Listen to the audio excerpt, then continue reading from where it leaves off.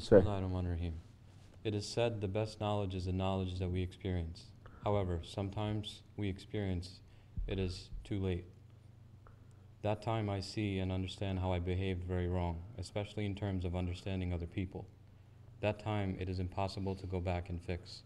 What are the ways to know before experiencing?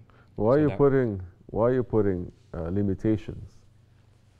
You say impossible. That's it. It's done. It's finished. You're still alive. You still have the breath of life. Yes. Then you must lead your life. Then you must live your life. You must serve. You must ask. It's not too late. Who's saying it is too late? Huh? Why you say it is impossible? So you're asking, what are the ways, to know before experiencing? Once you have experienced, you don't need to experience that again to know. When you ask that kind of question, you're still not getting it. There is a fire. The little kid wants to go and touch the fire. Okay?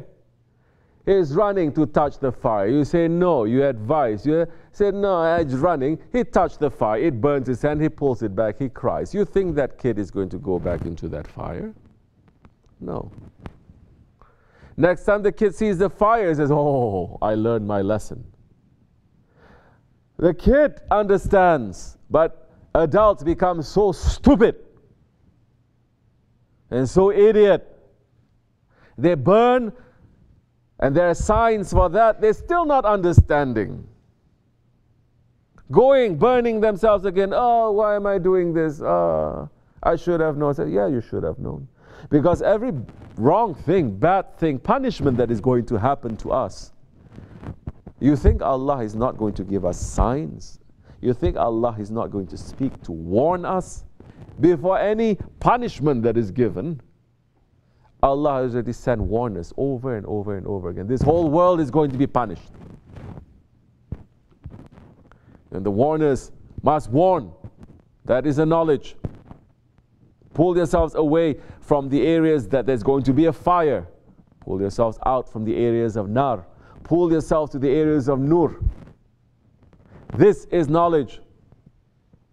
This is knowledge that benefits you, that will save you. So it's never too late. Why are you saying it is too late? You're already putting a limit there to Allah. Is Allah saying? Which prophet is saying you're doing this and it's too late?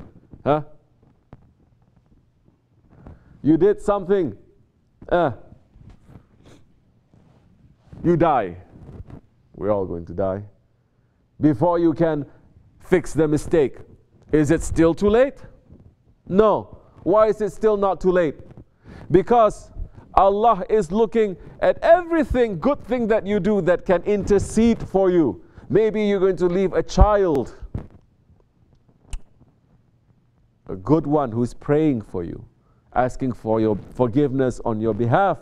You are forgiven.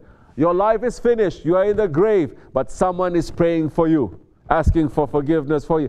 Then your mistakes, your sins will be forgiven. There is some good that you do to someone when you're alive. You did mistakes. You made so much wrong things.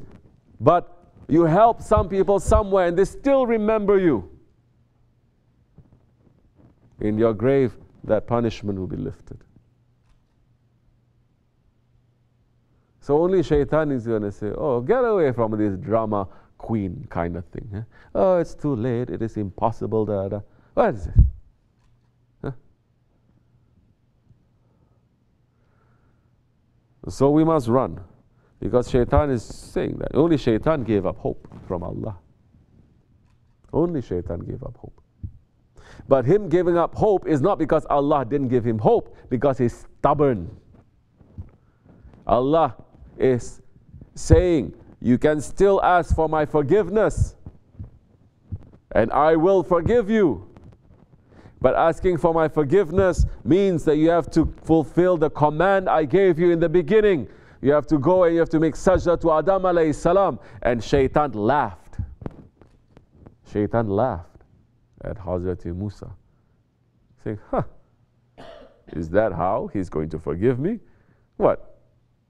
He thinks I'm going to do that? I didn't even do it when he was alive. Now he wants me to make sajda on his bones, on his dead bones? That is Shaitan. Because Shaitan is, first he's saying there is no hope. Then when hope is coming, he kicks it away.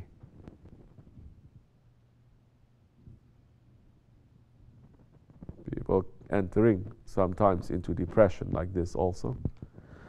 They are entering into that shaitanic state and they don't want to let it go even when help is reaching out to them, because they're so used and they love that so much.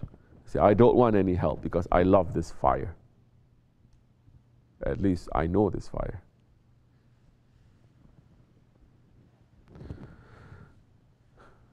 The wise man knows from the minaret that there is a town there. The believer must understand the signs, because the signs, it is pointing to a reality. His heart must move. Before you do something right or wrong, your heart is going to move. It's not your head.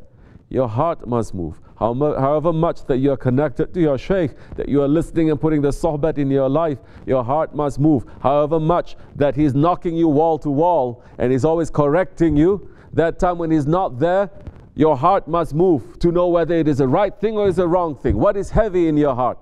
You cannot say, I didn't know. No one here, Shaykh Efendi has passed physically, can say we didn't know.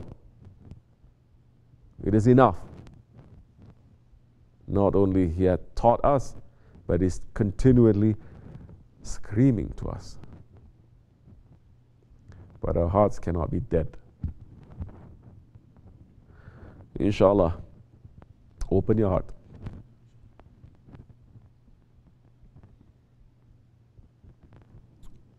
Have more intelligence. Don't be stubborn. This is for me and this is for you. Assalamu alaikum.